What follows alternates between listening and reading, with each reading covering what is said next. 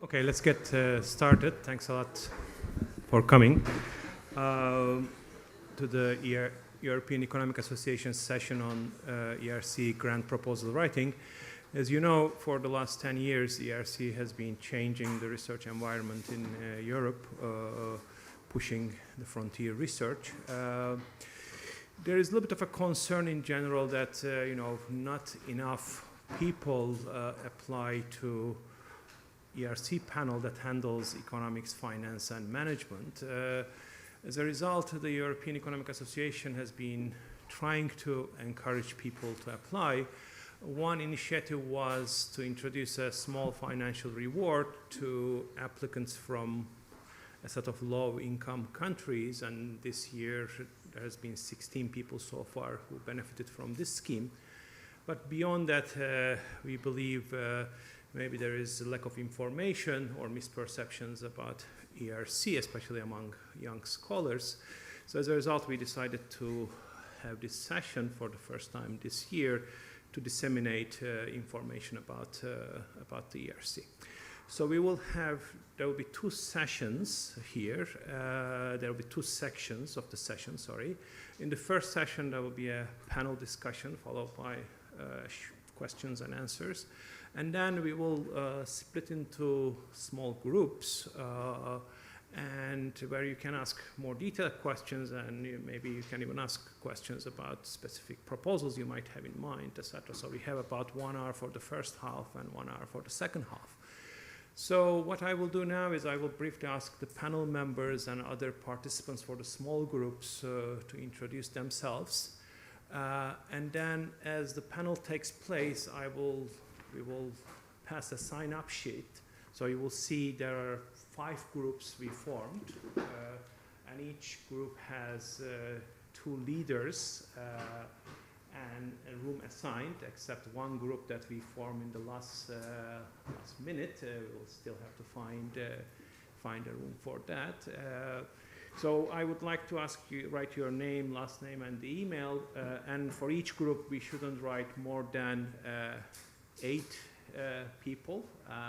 And we will start from group 1 to 4. And if there is necessity, we will initiate the 5th group. Let's start with the panel, and then I will come back to description of the groups. Yeah. Just introduce yourself. Yes. So I'm René de Veugelers. I'm a professor at the University of Leuven, and my area of research is economics of science and innovation, and I'm also a scientific council member at the ERC.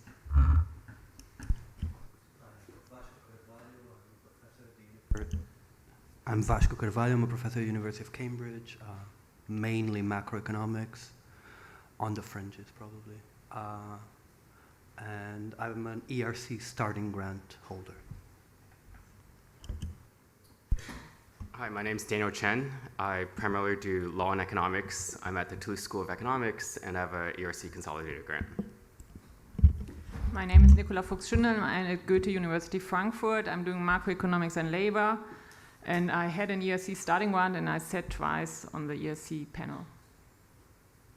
So we should, Ricardo. Okay, so I'm Ricardo Reese, and I'm at the LSE, and I just started a consolidated grant a year ago. Who else is here? Patrick? Yeah, Patrick Legault. I'm a professor at ERC de Bruxelles at my system, and at the levels, right? Yes. Why don't you guys also introduce?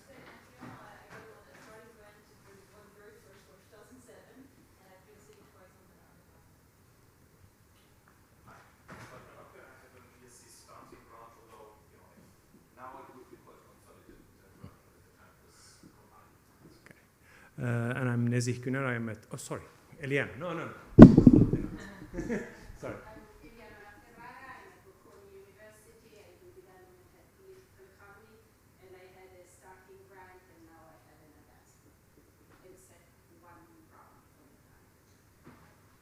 And I'm Nezih Güner. I'm at Sanfi in Madrid, and I had a starting grant.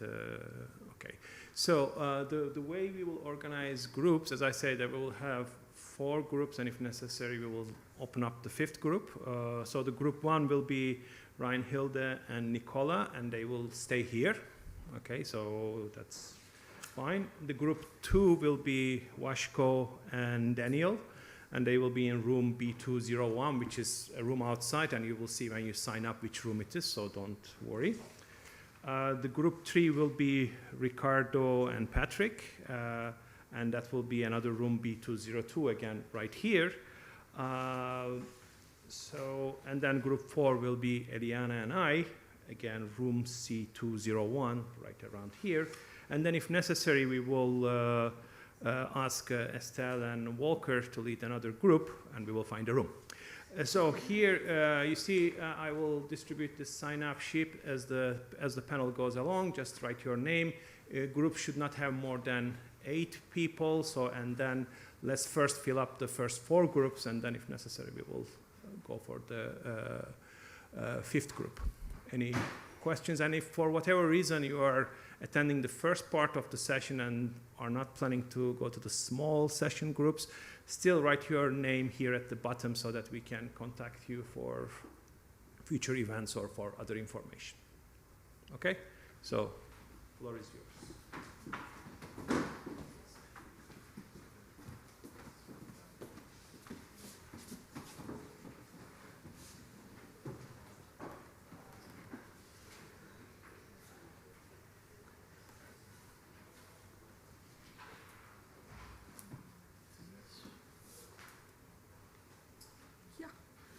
So, first of all, let me thank the organizers for organizing this panel and also for you showing up, because I think this is really very important theme for which we have a lot of interest and support actually necessary for the future here. So what I would like to, so my aim of the presentation is actually to convince you here to trust all your great ideas for research to the ERC for evaluation and funding. And I will try to convince you of why I think it's important that we can actually trust your trust in us here.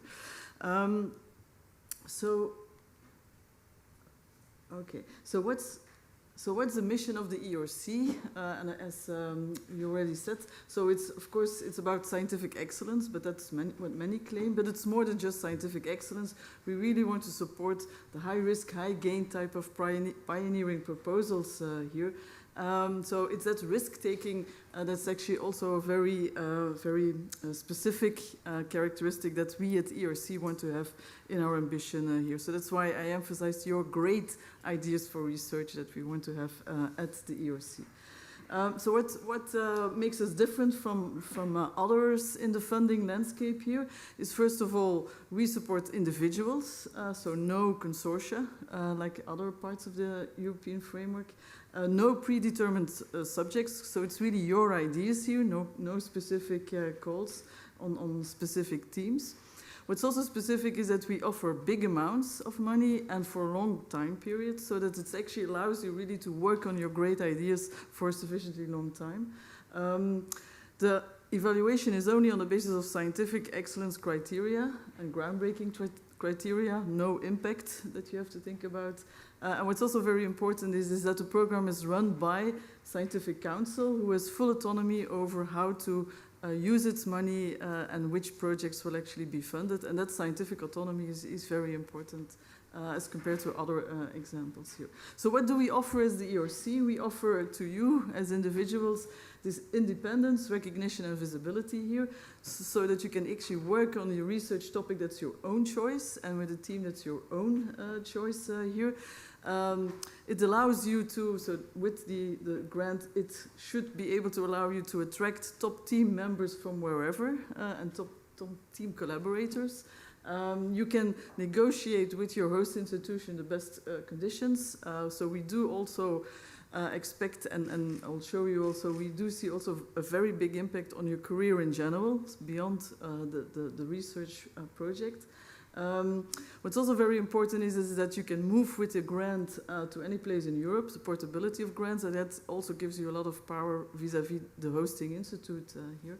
And what we also see is that as long as it's really very careful selection mechanism here, it also is a kind of certification that very often allows our grantees to attract additional funding and gain recognition in the field here. So it's beyond the money that you get, it's also the certification that gets a lot of second order effects here.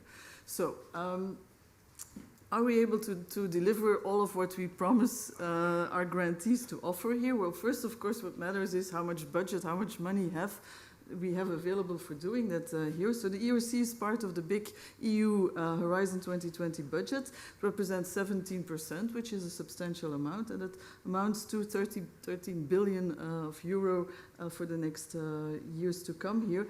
And you see, contrary to what's going on in many countries here, this funding for basic research, bottom-up research, it's not being cut, it's increasing over time here. So it's an expanding budget here. Unfortunately, I cannot promise that this expansion will continue after 2020. We currently are negotiating the next framework program, and doesn't seem to be so easy to argue for more, on the contrary. So that's one thing, so an expanding budget, that's already good news here, but then the question also is how is this budget being allocated to the grants eventually? And as already said, that's the sole responsibility of the Scientific Council, so that's the scientific community, it's not an administrative body that decides on that, it's a scientific community here. Scientific Council decides on that. How it allocates the money between the different grant schemes. So we have the starter, the consolidator, the advanced grants here. And what our priority has been up till now is really priority to the young researchers. So 2/3 of our budget go to the juniors and the consolidators, 1/3 to the advanced grants here. So that's really is the priority for us, is the younger researchers here. We also have some other programs, but these are really small. Proof of concept is just a top-up grant here. And then we also, this year, we will be introducing the synergy grants, which is grants for bottom-up collaboration here. But I will not talk about this here unless there are questions on that. So that's one thing, priority to the junior grants and these calls here. How do we allocate across the different scientific fields? Because we support any kind of research from whatever field it comes. That we do on the basis of proposals here, so that actually the success rates are equal across all the different scientific panels depending on their fields here. So that's also, again, an explicit policy of the scientific community here. For the rest, there is also no prefixed allocations on countries or nationalities or whatever here. It's only the sole criterion is the excellence here. So as I already said, the major programs are the starting grants, consolidator, and advanced grants here. I want to convince you of the big size of these grants here. So they run from 1.5 million for the junior grants. That's for juniors of for 2 to 7 years after PhD. To 2.5 million for the advanced grants here, which is that's for any age, depending on your track record here. So really big amounts of money.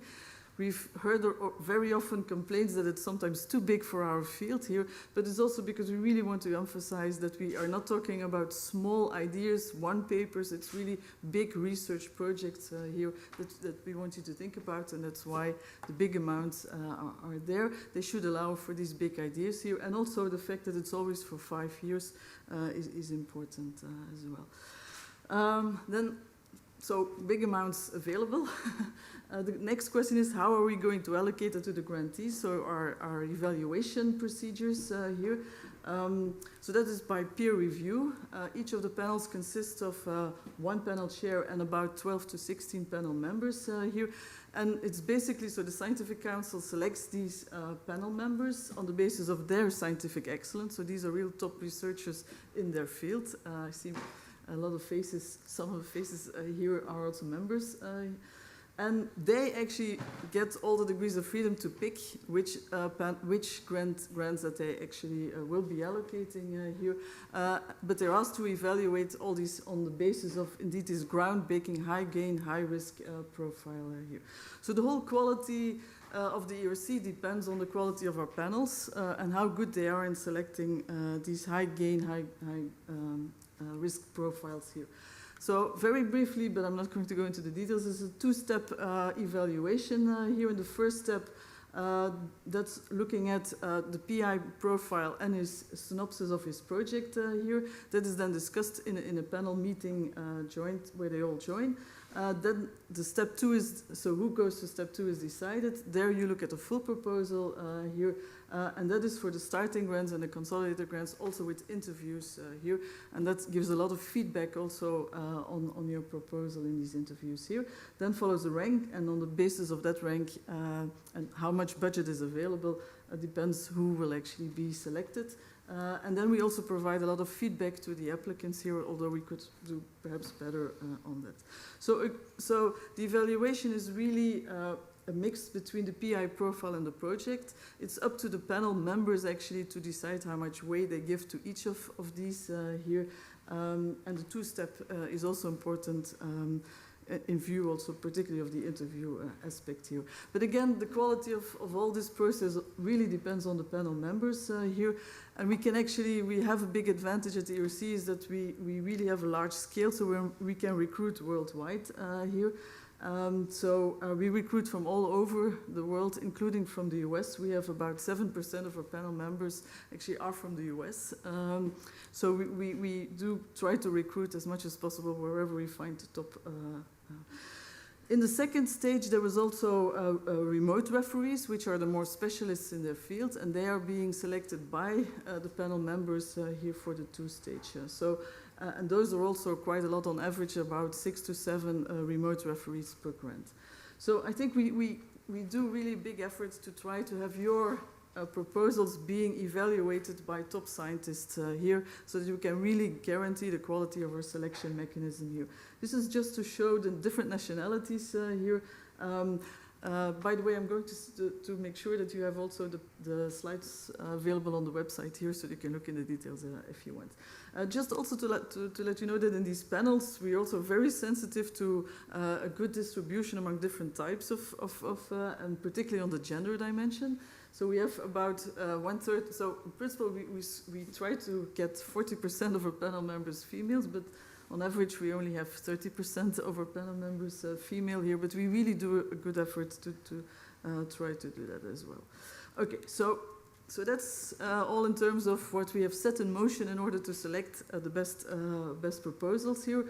Are we actually successful in doing that here? So as we are now already 10 years old, we can already show some statistics to see how good we are actually doing here. And by the way, we actually take that monitoring and evaluation of are we really doing our job well very seriously. We have a dedicated working group and also whole statistical support unit for supporting us on that evaluation here.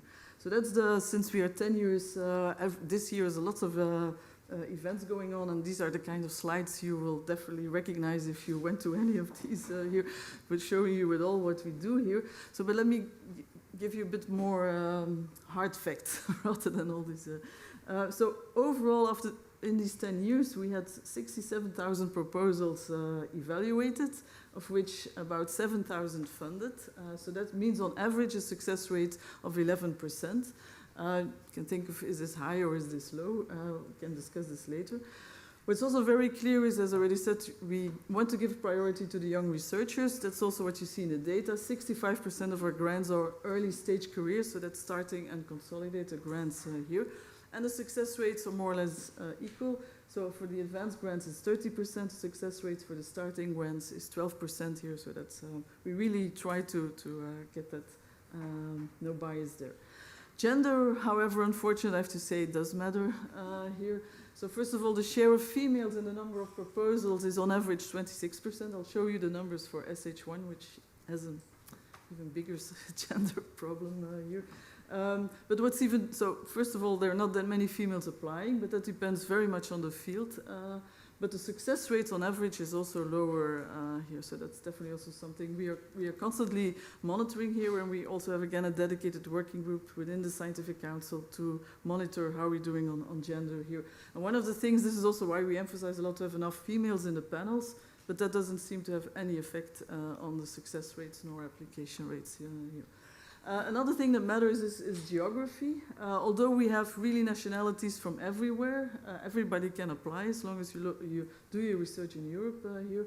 So they can come from everywhere, from every country here. Nevertheless, there is a high concentration in a number of institutes and a number of countries here. That reflects also the concentration of excellence here. So 50% of our grantees can be traced to 50 institutions here. So it does matter here. What's particularly something we worry about is the EU 13. First of all, in terms of proposals, we only get 6% of our proposals from these countries here, and the success rate is also extremely low, 3% here. So that's again something we very much care about, and we have set up also a dedicated working group for that.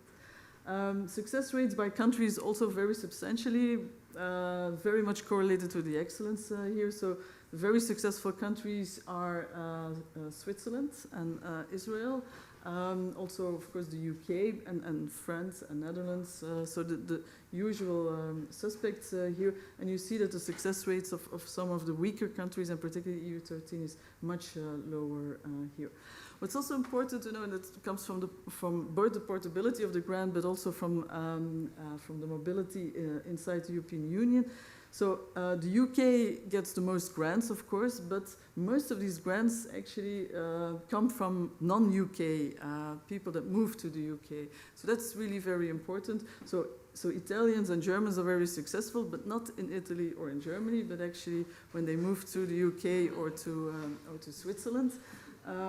And so the typical host countries and the most successful host countries are the UK and Switzerland, and actually their high success rate relies quite a lot on being able to import talent here. And this is why the Brexit is something that we at ERC are really very, will have a big impact on these numbers here. Okay, so that's in terms of how our grants are distributed here, in terms of, so how are we doing in terms of the high quality research that we get out of this. Our headline indicator that we are tracing is which share of publications from ERC actually are in the top 1% highly cited in their field and in their year. And so we do very well on that indicator. That's something that the Commission actually imposed upon us as the indicator that we should monitor for us.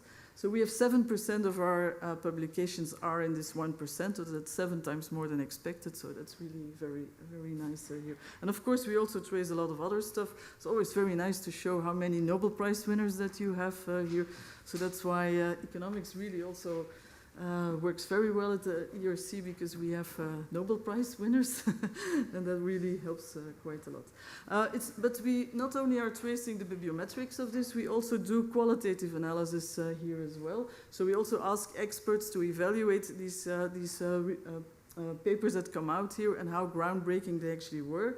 We're still doing this more as a pilot project because we're still a bit young here, but most of these qualitative analyses do show that we are indeed picking up these papers that actually are seminal, groundbreaking in their area here. We also do, so that's just showing statistics here, but we also do try to do a bit better econometric analysis of who does the ERC select, and particularly do we select this high gain, high risk profile here by comparing granted versus rejected applicants here, marginally accepted, rejected here, or non-applicants. So that's, do we do our job of selection correct? And also, what's the impact of the ERC funding here again? Do the ones that get an ERC grant, do they produce better in terms of that high gain, high risk grant after the grant has been allocated here? I'm not going to go into too much detail here in terms of the results. Again, if you want, please talk to me, or I'm happy to talk about this here. But what it shows is that we are good at selecting this high gain, not so much the high risk. So we're not really, we are a bit risk averse still, which I don't really like as a result here. But and in terms of what the impact is of our funding, is it doesn't matter that much in terms of high gain. So the top people that we selected continue to be top, but don't make a jump in their excellence performance here. But they do improve on the high risk here. So the fact that it is a longer term big project allows them actually to take way more risk in their research here. And that's what we see in the publications here. So while initially there may not have been too much risk taking here, after the project and thanks to the project there is more risk taking taking place here. Something else I also want to say because of the young generation here is we also are tracing what's the impact on your careers from having a grant here. And there, although again it's all still small samples because we are still too young to have big samples of ex-grantees here. But what you see here is, so the blue dots are the ones that are approved, and if you're completely satisfied, you're more to the that's left side here. So you see a big improvement on academic autonomy here. So the grant really allows you to do what you like to do here. So, and that autonomy I think is very important as a motivator here. And also the long-term career perspectives really help quite a lot. They are really substantially better than the ones that get rejected here. So it's more than just the money that you get here, it's also effects on your scientific career in general. Okay, but let's now talk about SH1 here. So SH1, that's the panel for economists, but it's not only economics, it's also management and finance here. It's a medium-sized panel compared to the others. It's only about 100 per call. And that gets into a bit of a dangerous position here. Because we tend, if we are too small, we will have to merge eventually with other panels as well. So the problem really is in the advanced grants, because the starting grants, there we have enough applications, but for the advanced grants, like for instance, 2 years ago we only had 50 applications in advanced grants, and that was making it a too small panel to really be economically efficient here. And that's partly because of the much more strategic behavior of the applicants in economics here. They only apply if they really think they have enough high probability to get it here. But that's really detrimental because remember the rule that we use to allocate funds to the panels is on the basis of proposals here. So if we don't get enough proposals, you also get less budget and less grants that you can allocate here. And the lesser the grants and successful grantees, the more actually the strategic behavior of the potential applicants will start to play, and so we get into this vicious circle here. So that's already one problem for SH1, is the low application rate, and particularly among the advanced grants here. So here you see the numbers of the proposals, evaluated proposals. The red ones are the advanced grants, and you see how this is actually decreasing over time here. We have 4% of all applications in 2009, and now in 2016 we're only 2.7 here, so we are shrinking here. That's not good. What about the success rates? So I already said on average we have 11% at the ERC. In SH1 it's actually a bit higher. It's on average 13.7%. And this is actually also, it's partly due to the fact that in SH1 more often budgets will be cut here, and then of course you can grant more budgets within the same allocated funds here. So success rates are not too bad, 13.7. But what I like to say is you also have to make a distinction between when you pass through step 1 or whether once you are in step 1, whether in step 2, whether you will get it here. And you see once you get into step 2, you have a 60% on average probability to get the final grant here. So the basic selection happens from step 2 here, from step 1 to step 2. This is a bit of scientific coverage across the different domains here. So what you see is micro and macro are the major bread and butter of our panel here. Labor economics, industrial organization is very well represented here. Finance also to some extent. What's less is management. So that's also, we don't get too many applications. And here you see a bit the grants versus the applications here. And you see that there the success rates are particularly problematic in the more of the management fields here, where even though we get applications, they have a very low success rates here. But if you are in the more mainstream micro macro, you find in terms of success rates here. In terms of starting grants and advanced grants, so remember on average we want to have, first of all have a larger share of our funds going to starting grants here, and that the success rate should not be too different. And you see that's also the case for SH1 here, so we see that 2/3 of the grants go to starting grants, and the success rates are more or less the same between advanced and starting grants here. The problem of gender also occurs in SH1 here. And at first is already because the share of female applicants is a problem, and it is particularly a problem in the advanced grants here, where we only have 13% of our grants of our applications for advanced grants come from females here. So female senior grants, that's really a problem of applications here. But it's not just only on we don't get enough applications from females here, they also have a significantly lower success rate on average, both in the starting as in the advanced grants here. But it holds especially for step 1 and not for step 2. Actually, on average, for step 2 it's higher. So the selection of females in terms of success rates always in the step 1. Once you pass that, you actually have a much higher success rate to get a final grant here. So it is a gender problem, but again, it's not because we don't have enough females in the panel members. Here we have about 1/3 of our members are female here. So that should not be behind the reason. Second thing is our country distribution. So here the major country is the UK, not surprisingly. Success rate is also, of the UK is also above average, but again, remember, many of these UK grantees are not UK nationals here, but come from outside. And this is again why, particularly for SH1, the Brexit could have a big implication here, because so many of our grants are there and particularly come from other non-UK people moving to the UK here. Some other interesting differences is the Netherlands is not very successful in SH1, while it's way more successful in all the other fields. I have no idea how that is, why this is. The EU13 in general is also much less successful, but we do have some good examples here, like Hungary has a very high success rate here, 25% success rate. So that again is really dependent on do we have good institutions in Hungary, in the particular country here. Some countries have actually 0 success rate here, so the Greeks, but that's Greeks who stay within Greece here. So most of the successful Greek people go to the UK here. As already said, it's really concentrated in top institutions that we have in general in the ERC, that definitely also holds in SH1 here, and you see the list of the top institutions here. So it really matters in which institution that you are, whether you are successful or not here. So the concentration is really substantial. I guess you know all the names that you can see here.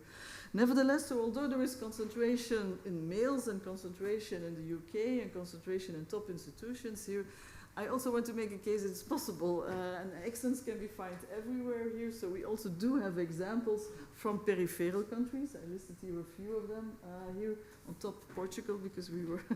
So it's also possible to get grants, successful grants. Excellence will be recognized wherever, even if you're not in these favorite locations here. Also, female grantees, it is possible. And I also listed a few of these examples here. In advanced grants, we're always very happy that we have Jean Tirole as a double grantee here, and Christopher Pissaridis always helps to do a lot of good PR for the ERC here. Just to show you that in advanced grants is very much concentrated on few very excellent. In terms of the panel chairs in SH1, we also try to recruit as wide as possible here, but really with emphasis on excellence here. And then in terms of panel members, again, like for the last call that we had 10 out of the 30 panel members were females here. So, and you see the distribution, again, the emphasis of the UK, the US as the top countries where we recruit our panel members for. So this is just a number of statistics to show you, first of all, hopefully that you can trust the ERC, that we've set up, that we have the budget and the way to allocate the budget in such a way that your really grand ideas can be trusted to be evaluated by us here. So we do our best to prove we can deserve your trust here, and hopefully also in the future, so that you can continue to submit applications here. But for the SH1 community, we really need to get more applications, especially for the advanced grants here. And we need to work on these biases here, the gender, the geographic, the subdisciplinary, and also the returning grantees here. But I'm sure that we can deal with these biases as well here, and that we can keep on having the ERC also valuable for economists. Thank you.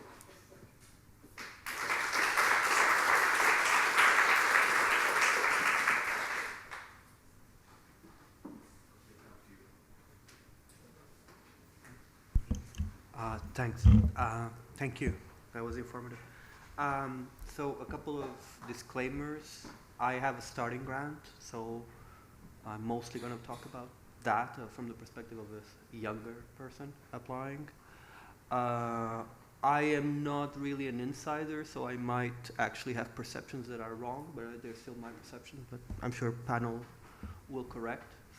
I've been involved very lightly in external refereeing sometimes, so I can talk a little bit about that, but that's it. And I guess the one thing to emphasize this, and I myself didn't know, is what Renu just told us about. At the heart of this, there's a coordination problem, right? So the way I'm going to organize this is just going through a timeline of what does it mean to apply and eventually get, but less about the ins and outs, and we can leave that for the kind of discussions one-to-one or in small groups, but more about probably less obvious thing. And the main less obvious thing that apparently a lot of people don't know is the probability of you getting a grant is endogenous, and it's a coordination game. If more people apply, you will have a higher chance of getting it. All right. So the threshold is endogenous to the number of people who apply, and therefore, and I think what the EEA is doing here is providing a type of public information to help out in that coordination game. Why? Because they try to equalize the success rate across groups, and therefore, you will get from a small base, you will only get a small number of projects approved, and then there will be intense competition. If lots more people apply, that perceived threshold of quality will probably go down a little bit, or perceived, again, I'm not sure the ERC would say this, I will, okay? But that's the main thing. So, there comes a time where you see some kind of advert and you say, do I apply or not, right? And is the timing right? Is kind of the first question in my mind. In my experience was I applied as soon as I had a couple of good publications out. All right, and that was enough.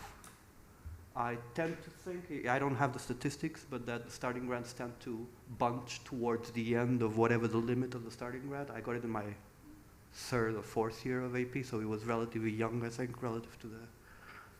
But again, I did not have a tremendously large CV, or I wasn't anyone of note. So it is perfectly possible to get it. And again, the more of you that apply, the more that probability will go up that you get it. Okay. A lot of people ask, is it about CV or quality? I think my perception was it's a two-step process. Your step 1 will be based on your kind of CV and a little bit of the grant. Your step 2 will be the grant proposal. Yes, probably, you want to have a top 5 to be competitive. My impression from understanding how the profession works in Europe is anyone that is young and has a top 5, unless they screw up the proposal, will get hurt at a starting stage. But I don't think that is actually a formal requirement. As I read, there are exceptions to this. Okay. So it's not the case that if you don't have a top 5, you should not apply, I think. And again, it's endogenous. So that's the first thing. So I did it very early. I didn't wait until the ERC shifts around the goalpost, or it has over the years, of what is the deadline for what is a starting grant. I think especially if you're a female, you should be very aware of maternity leaves that can change that goalpost a little bit, and that might be important because you're waiting for a paper to be accepted or forthcoming, and it's important. So be aware and kind of look into the nitty-gritty about that. You know, because once you go to the consolidator or to advanced grants, you're going to be competing with better and better people, and in a lower and lower pool, so the success rate will be low, and therefore. The proposal, you know, so there's an obvious point that has been made already, so I'm not going to, the obvious point that I'm going to try to avoid, or at least the one that I think is obvious. Obviously, the proposal is very important. Obviously, you know, there is a sense in which I think, you know, that you want moonshots and you want high risk, high reward. I don't see a lot of high risk, to be honest. So let's tone that a little bit. You know, don't think that you have to go crazy, reinvent stuff. That might be a problem more, but that's basically a program design problem. It's not for me to solve. All right. But non-incremental for sure, and we can talk more about that in small groups. But I see a lot of people kind of closed in their little literature, and you know they've done 2 papers, and now I propose to do the next 2 papers, and that doesn't seem to cut it. Right? It's not that. You'll get funding for that somewhere else. Right?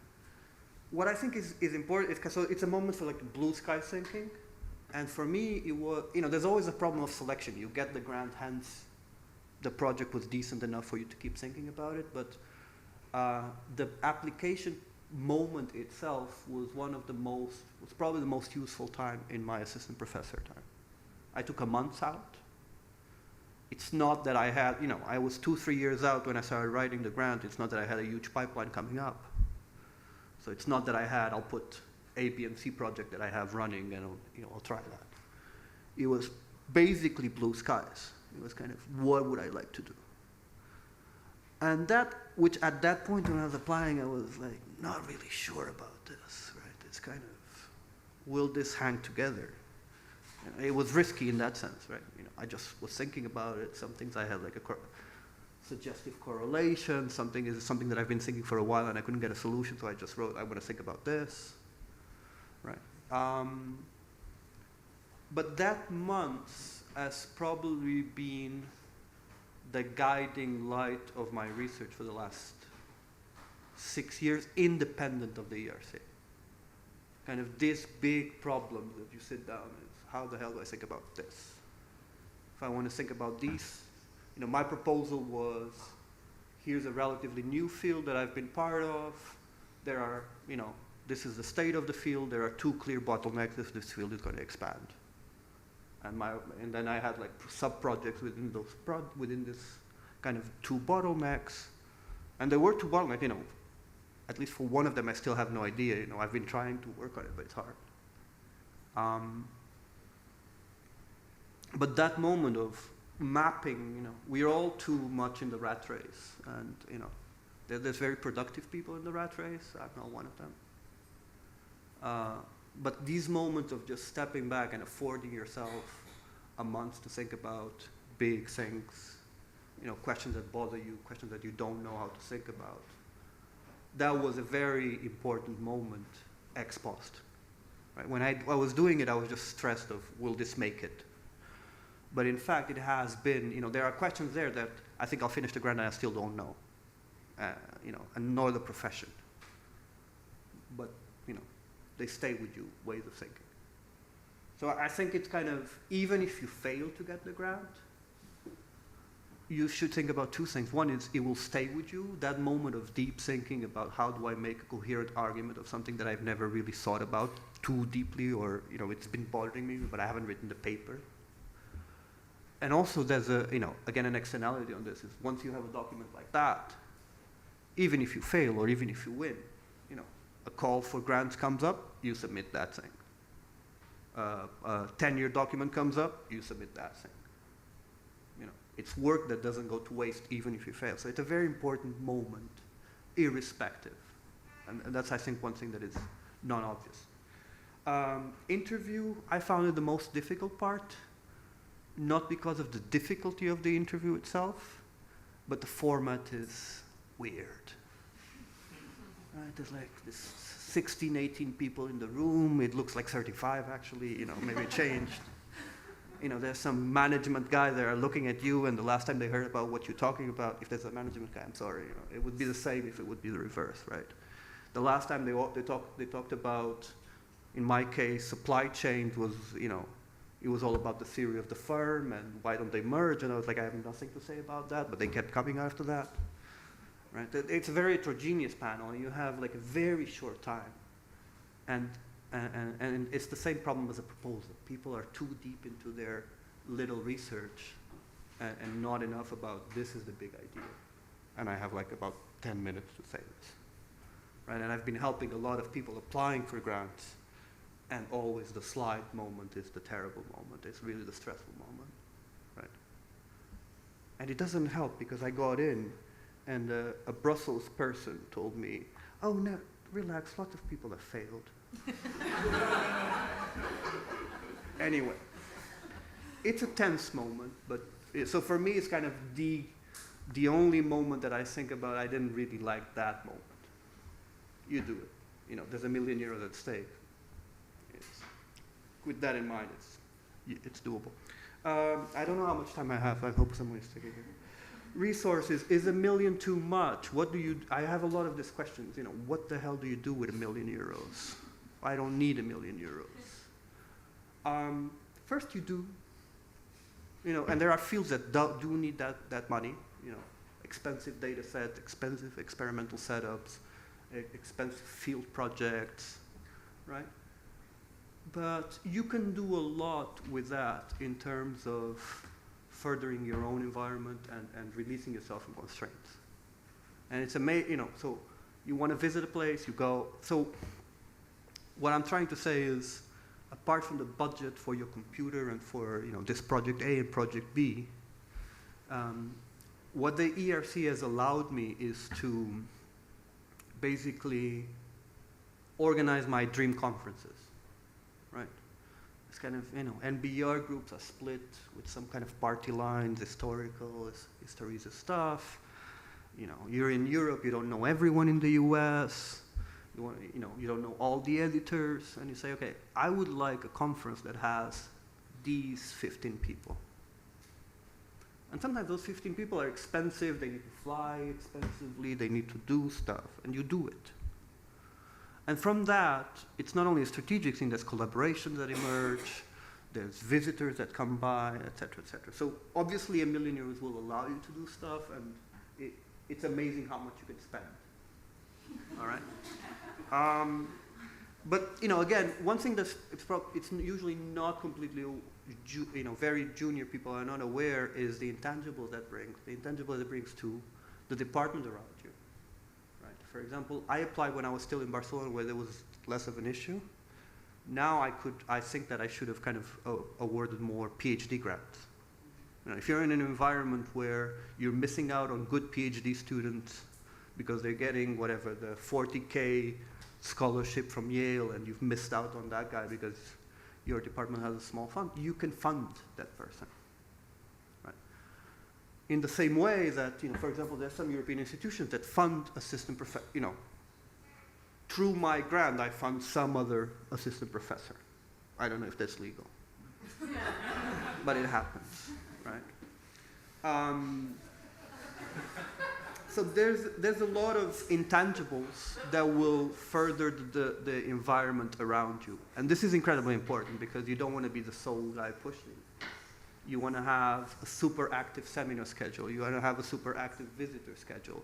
You want the PhD program to be better, right? That's not only your little research with your, you know, how am I going to spend €1 million on LaTeX editors, right? But it's kind of, it makes stuff, even if it's not directly related to your project, happen and being a place more excitement, which has dynamic externalities, which means you can, if the place is exciting, you hire more exciting people, et cetera, et cetera. And then again, you know, as it was politely put, it is incredibly important for your career.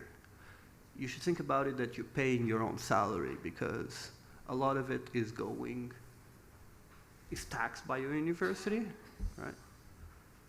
So if you put €1 million grant, your university will take some money for them. You are a big person that is basically paying for yourself. You not only brought the prestige, you're doing good research, you're paying for yourself. You have bargaining power.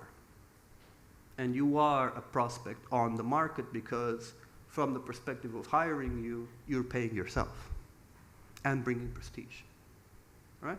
Maybe fully, maybe partially, but you are bringing money, right?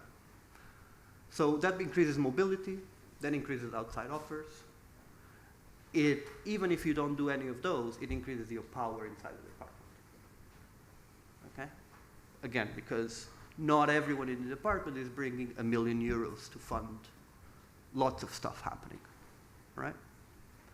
And again, in many places in Europe, it's being explicitly done, explicitly passed on into your salary in some way or another.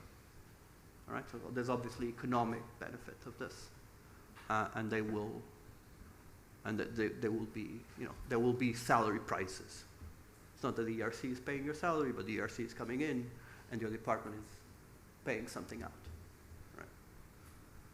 Right?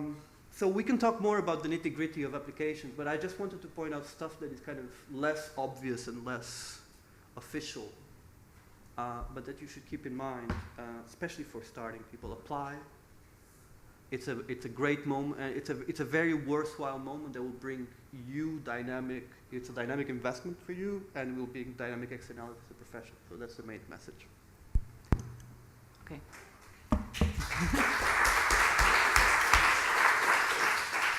I think we are almost out of time, so I try to make it very fast. So I think I wanted to talk about a right to apply and then a bit about the process. And I think on the question of right to apply, there are three big themes that I think: the money, the reputation, and the ideas. So the money is pretty straightforward. It's a huge amount of money, and Vasco already gave good ideas. So first you think it's a lot, but if you think of it, you will find very good ways to spend that money. For example, if you come from a country where there is a high teaching load, you can get teaching reductions, which matters tremendously.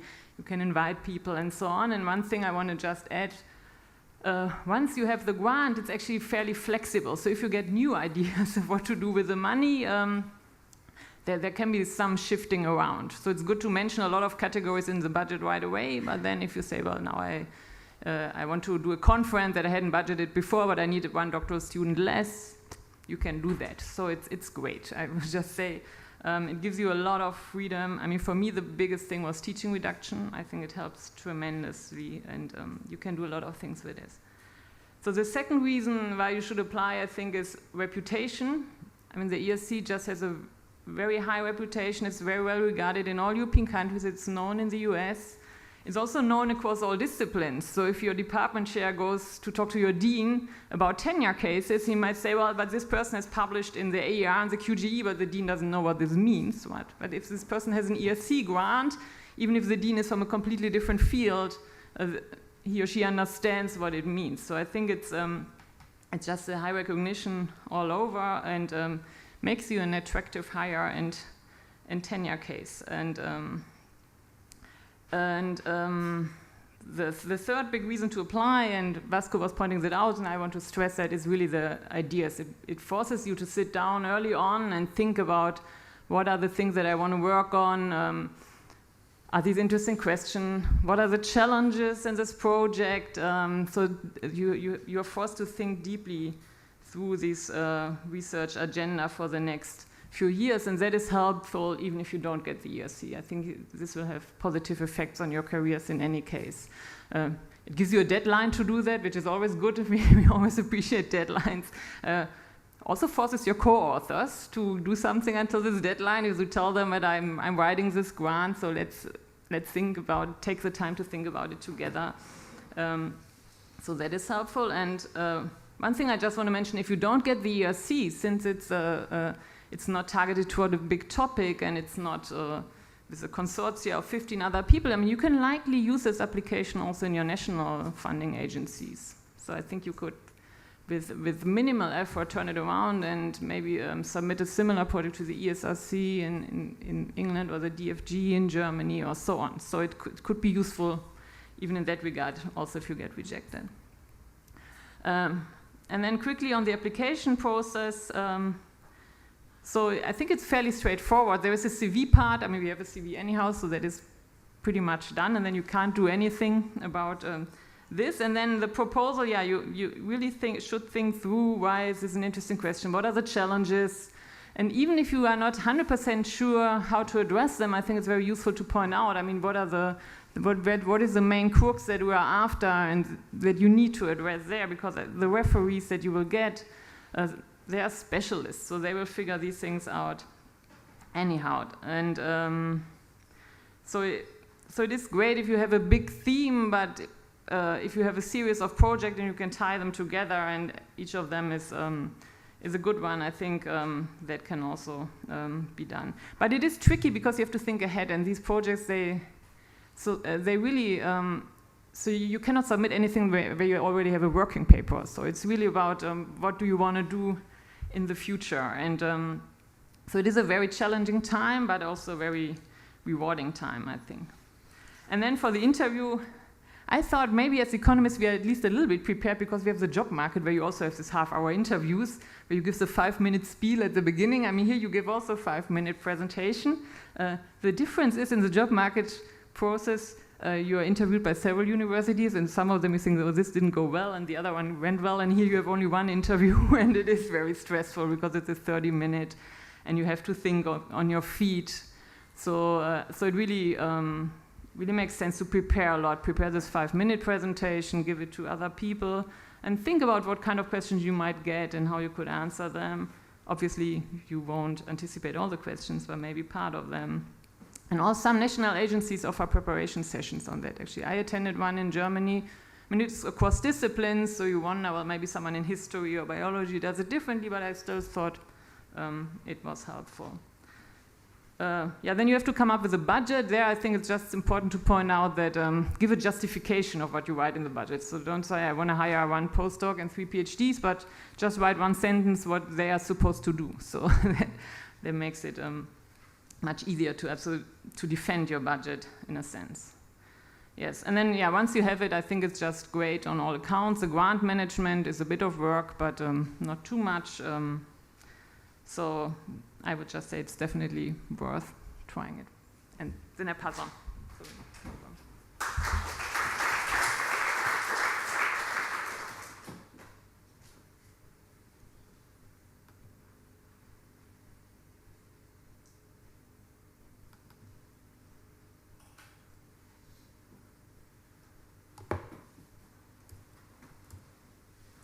Okay, so I said I'm Daniel Chen. I'm at the Toulouse School of Economics. I do primarily law and economics, and at the Toulouse School of Economics, we also have an Institute for Advanced Studies where I'm based. So I'm going to spend the 10 minutes that were allocated on 3 components, not of equal time, but things that I think will help reduce the perceived costs of applying for an ERC grant. So one is going to be on the benefits of receiving the grant, which has already been touched on by the other 2 panelists. The benefits of applying in and of itself, a little bit about the application process, and then also about the interview. So I think sort of thinking about that, again, helps reduce the perceived costs of what the application involves. So the benefits, it's going to vary a lot by institution. So I think we already heard that from the other panelists. But there are some generic things that will apply. So if you're an empiricist, an experimentalist, you can buy data sets, software, run experiments, hire research assistants, PhDs, and postdocs. If you're a theorist, maybe it's more valuable to bring visitors for collaboration. And of course, you can reduce teaching and organize conferences. But again, this varies by institution. One thing I would recommend is, wherever you are, try to look for the grants office at your institution, check with them. They may also have some additional information and insight. So maybe the economics department doesn't have ready access to it. You can look through your STEM departments to see where and what they might have. So I like to think of applying for grants as a process of mental defragmentation.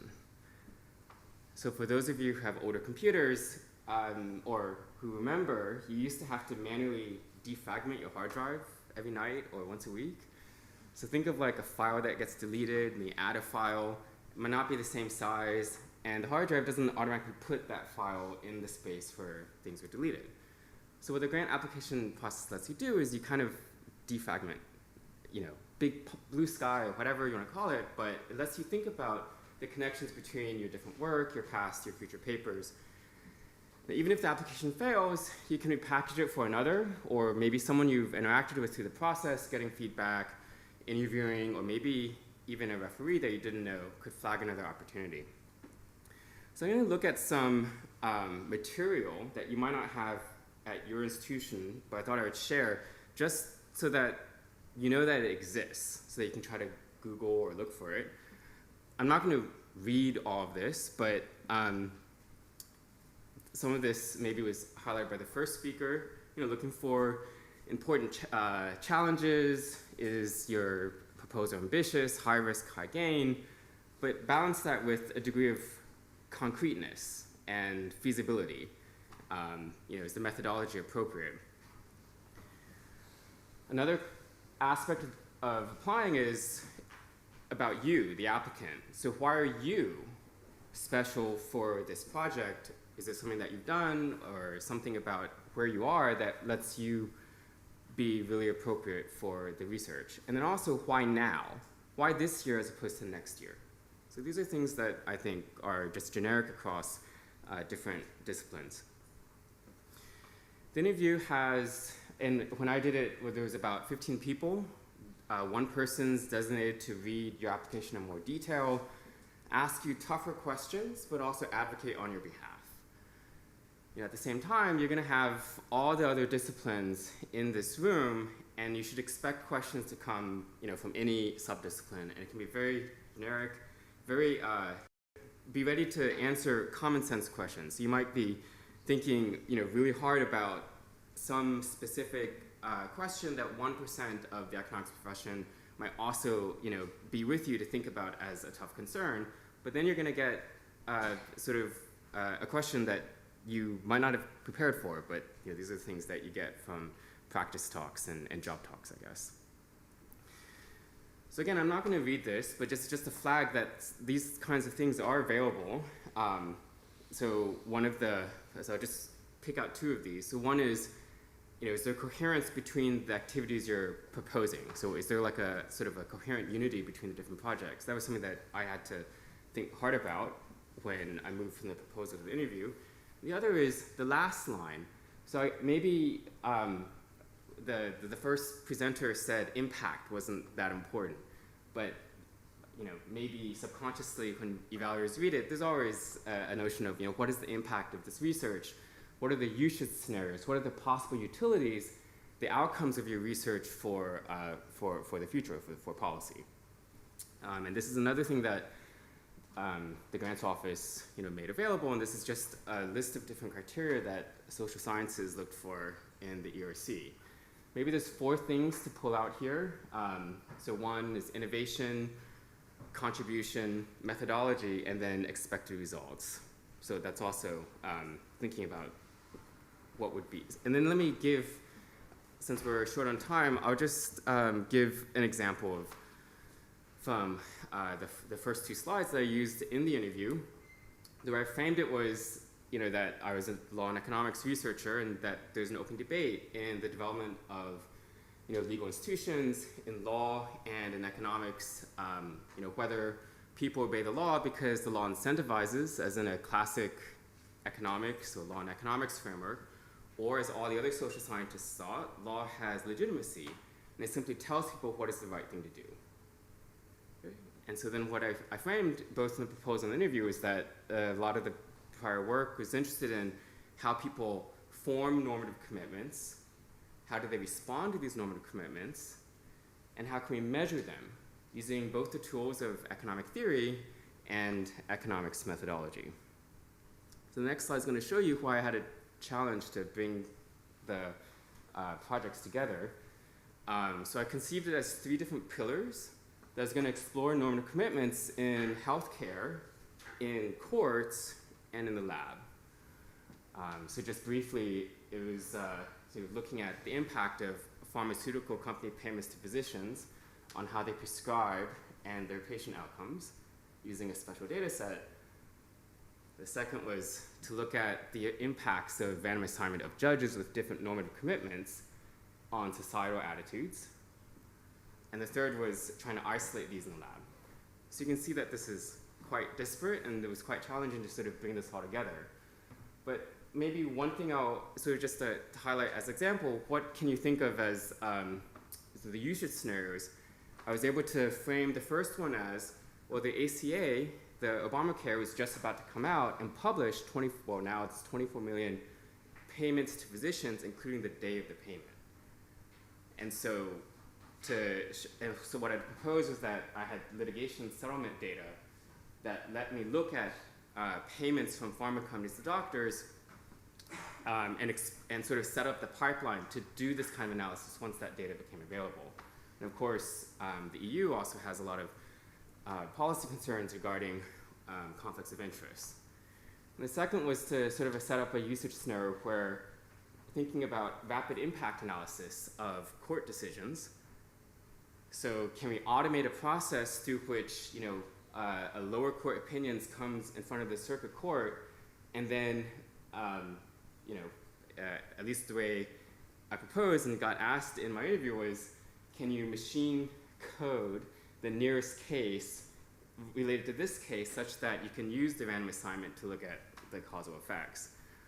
And the third, which I didn't mention, but would be an example of how you could frame sort of a usage scenario would be like an open source type of programming language through which people can program experiments. And you can study normative commitments. So on that, let me just end and we'll flip to the small group panel discussions.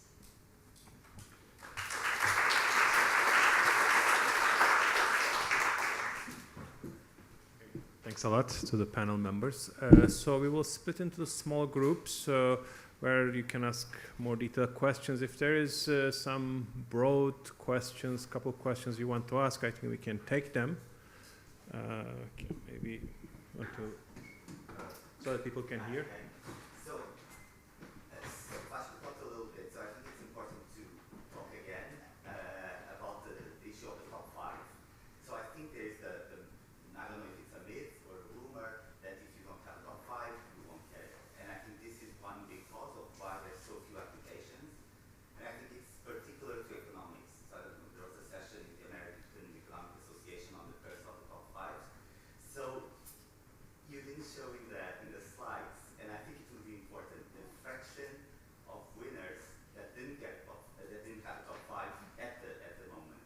If we see that's large enough, then I think people will feel motivated to apply. If it's not, then you can promise all you want, but you're economists, we know. Having said that, I did apply last year. I didn't have a top 5, and I thought it was a very, like Vasco and Nicola said, it was very worth it. Just the fact that you sit down, so I don't regret at all. But I think this is kind of the key issue in economics, why there's so few applications. So I think it's very important to stress that it's actually the panel. So what we're asking is you have to evaluate the profile of the PI and of the proposal, but what exactly the criteria are, it's definitely no rule that you need a top 1%. That's definitely, and it's actually up to the panel to decide what they consider to be a sufficiently strong profile for the PI. And that is also depends quite a lot on what kind of indicators that they're going to use to assess this. Will also again depend quite a lot on the subfields too. Here, like for instance, in management it may not be so clear what how strong top 5 actually would be or not. So it's really, again, you should ask the panel members here in how they actually use this as an instrument here. But of course, what is important is it is an easy indicator for people who may not know your field sufficiently well. And that's why it is very often used, I have to admit, is also in the other panels here, because it's such an easy indicator to use. It is being used, I have to admit that. But how important it will actually be also depends on the competition. If there are plenty who have a lot of top 5 publications and you don't, then you have to compensate it with other elements. But again, I would not say it's really, you cannot get it without one. Here it's the full, but if you don't have, then there has to be other parts in your PI profile that explains why, and that could be more other publications which are also good, or in the pipeline, and or in good institutions or whatever. So it's a full package, I would still say. So don't make it into a fetish to have a top 5 here. And on top of that, it's not necessarily, sometimes even if you have a top 5, it may not be good enough, because we also know that a lot of publications in top 5 never get cited, whatever. So it's the quality of here. So the other side also works. It's not because you have a top 5 you're assured of it either here. So you should trust the panel to use all the information in your application here. But again, I think it would be really worthwhile to see how panel members are actually using it in practice. My question is about duplication. So Vasco and Paul, they said that if you don't win the ERC, you can always send the same application to other, but also if you win, then you can send it to others. So did you ask the panels to check if the proposal were already presented or proposed to others, and if the one who received the fund received it already in other? Because in that case, if you don't ask, this can saturate the market, not only for this funding, but all the funding. No. So you also do have to report what other projects which are currently funding you here, and what they are about, so that indeed the panel members can indeed assess it is already something that is funded or not. If, however, you get an ERC application granted and you use that in other agencies for applying and you get it there, that's fine for us.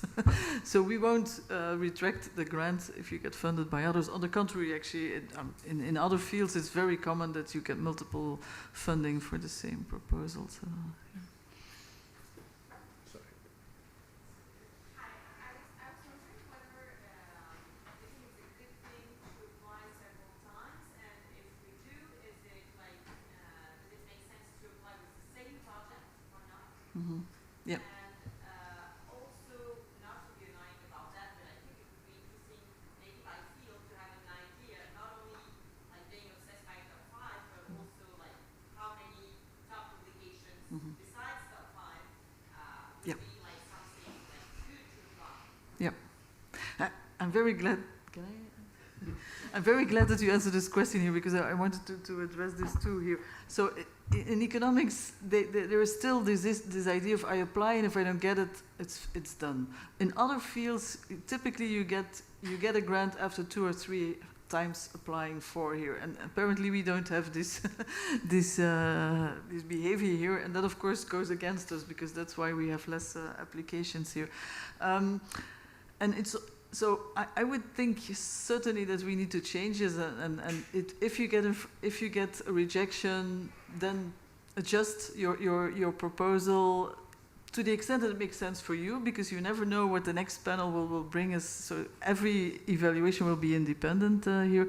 But of course, if it makes sense and you will be able to use it to improve your proposal, then that's the way forward here. What I would also like to caution against is this policy of waiting until you get your top publication here. That's something that we actually have been looking at, and and we do see it very strongly in the data. It's like you say, so everybody waits in the 2 to 7 window till you're at the 6th or 7th year, and then you apply. But actually, we also checked the success rates are irrespective of your age after here. So even if you apply immediately after, that doesn't affect at all your success rate here.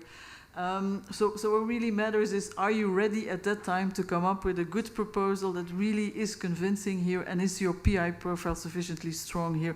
And waiting till you get enough publications here then runs the risk that if it doesn't pass, you cannot reapply again in the same, because you've used up your window here. So don't do this. As soon as you have a good idea and you think your PI profile is sufficiently strong, apply, and don't wait till you are almost at the end here, because then your window will be way smaller. There's no negative impact after applying like 2 or even 3 times. Yeah. So the average is in general 3 times. but not in economics.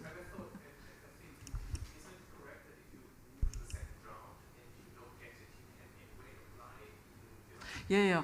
So we put a bit of restrictions because in the other fields we had too many applications. So if you get a C, then you cannot apply immediately. But if you get to the second stage, then you can always apply next year immediately here. So we relaxed these restrictions. Yeah.